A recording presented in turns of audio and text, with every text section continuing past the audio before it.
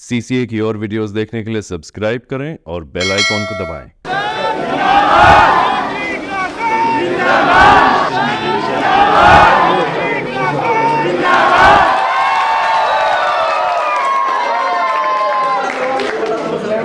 CCA में आपका स्वागत है। हम अभी उत्तर प्रदेश की कैराना लोकसभा सीट पे हैं और लगभग ये तय है कि इकरा हसन ये चुनाव जीतने वाली है। समाजवादी पार्टी के यहाँ से उम्मीदवार ईसी की वेबसाइट के हिसाब से लगभग 65,000 की काउंटिंग बची है और 68,000 से इकरा हसन आगे हैं। तो अब कुछ बहुत ही ज़्यादा बेईमानी करनी पड़ेगी उनको हराने के लिए। तो इकरा जी, आपकी जीत पर आपको बहुत बहुत मुबारक। जी बहुत बहुत शुक्रिया। कैसा लग रहा है इकरा जी, क्योंकि ये आसान चुनाव तो नहीं था?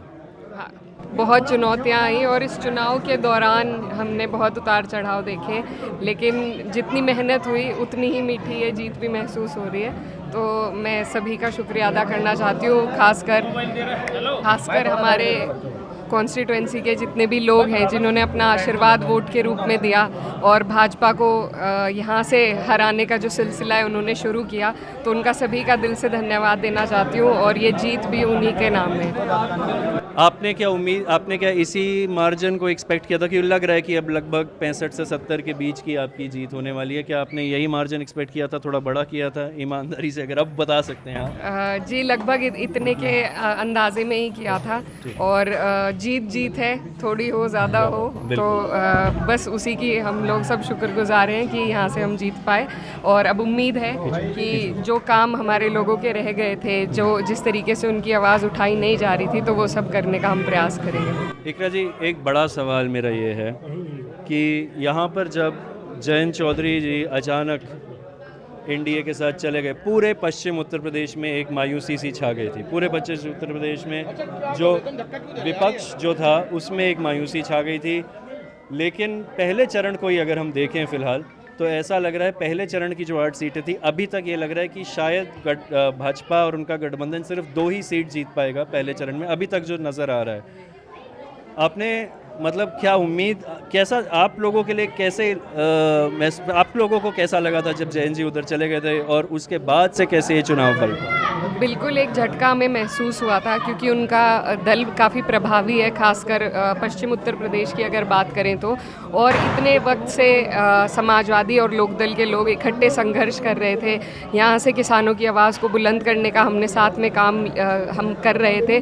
तो जब एकदम से चुनाव से कुछ महीने पहले उन्होंने जब भाजपा में शामिल होने का काम किया तो काफ़ी परेशानी दिक्कत महसूस हुई, लेकिन हमने हिम्मत हौसले से काम लिया और कोशिश करी कि अपने ही माध्यम से लोगों तक पहुँचें और उन्हें जोड़ने का काम करें। और जो भाजपा के खिलाफ जो विरोध था और जो भाजपा के जो अभी पिछले पूरे 5 साल में जो उनका कार्यकाल रहा है जिससे पूरी जनता परेशान है, तो उससे हमें लोगों को जोड़ने के लिए एक आसानी हुई और सब जुड़ते चले गए और सब ने अपना आशीर्वाद दिया। ज़रूर मुश्किल रहा शुरू में, लेकिन फिर धीरे धीरे आसान भी हुआ। इकरा जी, कैराना, मुजफ्फरनगर या पूरा पश्चिम उत्तर प्रदेश बहुत उतार चढ़ाव देखे हैं। 2013 में एक ऐसा दंगा हुआ था जो पश्चिम यूपी ने देखा नहीं था इतना बड़ा, ख़ास करके कैराना मुजफ्फरनगर ने तो कभी नहीं देखा था, शामली मुजफ्फरनगर ज़िलों ने।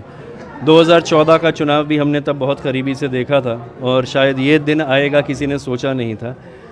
उस पूरे उतार चढ़ाव से क्या अब आपको लगता है जो एक खाई बनी थी उस दंगे के बाद, क्या अब वो खाई पूरी तरह से किसी न किसी रूप में अब वो काफ़ी हद तक पट गई है वो खाई? बिल्कुल ऐसा बिल्कुल हमें लगता है कि अब जो धर्म के आधार पर, जातियों के आधार पर जो एक विभाजन भाजपा ने पैदा करा था हमारे इलाके में, वो काफ़ी हद तक भर चुका है। और उसका सबसे बड़ा उदाहरण अगर आप देखेंगे तो ये चुनाव है अपने आप में।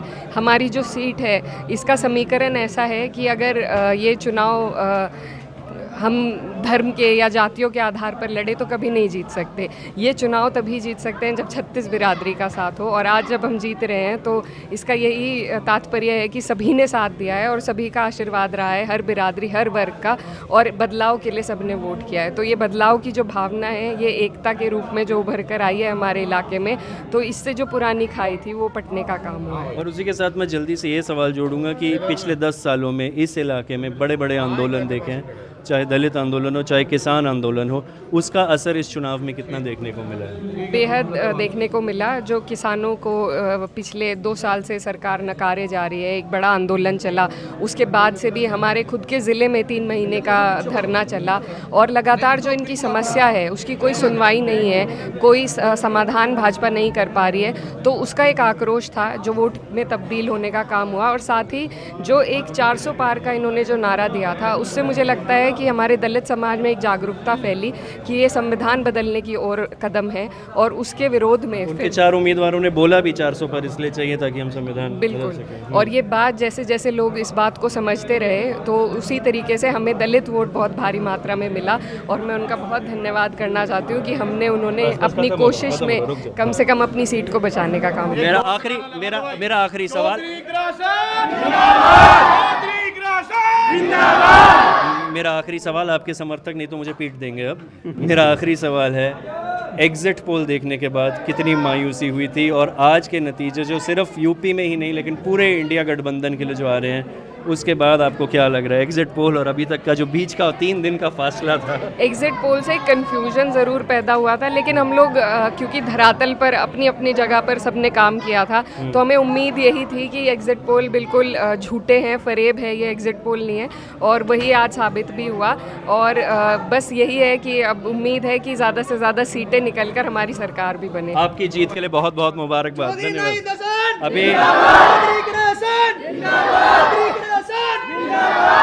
हम अभी कैराना लोकसभा में हैं। यहाँ से कुछ देर में अभी इकरा जी के समर्थकों से भी बाहर बात करेंगे, फिर शायद मुजफ्फरनगर भी जाएंगे।